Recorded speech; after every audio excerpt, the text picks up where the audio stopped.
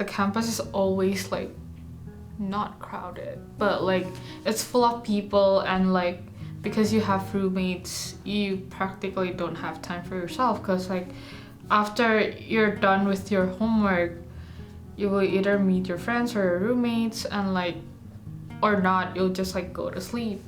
International students are a big part of life on campus. There are activities where they participate and share their culture and experiences, and are involved in many events around the year. The international students are friends and leaders. They're an integral part of campus life for both students and faculty.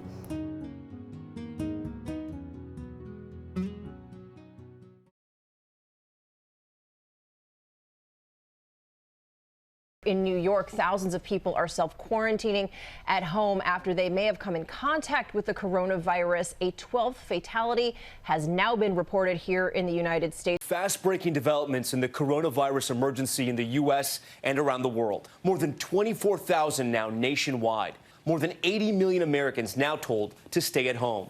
New York State with more than 11,000 cases, and now New York City with new rules on who will be tested. The virus has affected the whole nation, but some more than others. Amid this crisis, there is a group that cannot be forgotten. In universities and colleges around the country, there are international students stuck far from home. Their lives are filled with uncertainty, just like everyone else, but they don't have their families to fall back on, and they can't go back home to help their families. Borders, as I said, are closed to anybody but citizens. I'm a citizen. Costa Rica, they will welcome me if I wanted to go back. I will have to do quarantine and stuff like that for 2 weeks just to prevent any spread of the virus if I had it. But the problem is coming back in the US. If I choose to go back home, coming back to the US can be a lot more complicated. The US can choose to close borders while I'm in Costa Rica, and then I won't be able to come back for the next semester.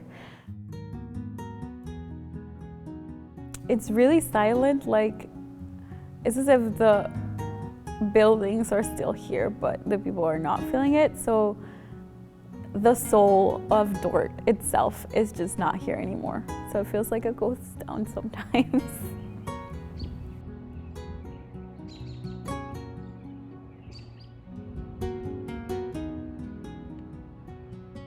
Kind of been avoiding the news just because there's so much going on that it can feel worse than it is. It's not an ideal situation, but listening to the news will actually make you feel a whole lot worse.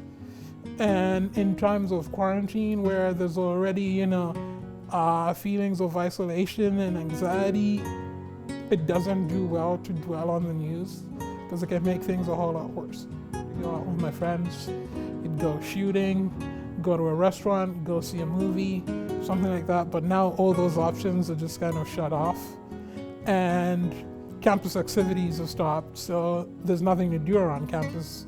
Everyone's pretty much gone. Yeah, and he said, we have a lot of time right now, and especially once classes are done in summer, we'll still be stuck here.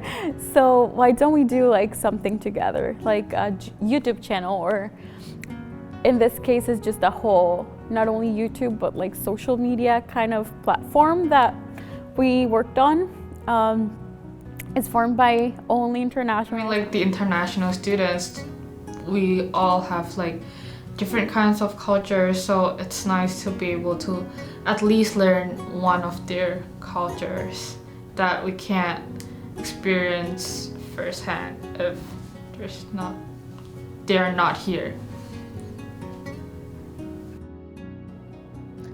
Some have been permitted to stay on university campuses, while others have been kicked out of their residencies and have had to find a way to survive in the world. Difficult circumstances have a way of bringing people together, and that is exactly what the international students have done. Despite these struggles, they have been able to find solace with one another and create a sort of new family to rely on, a family of their own. These are the international students.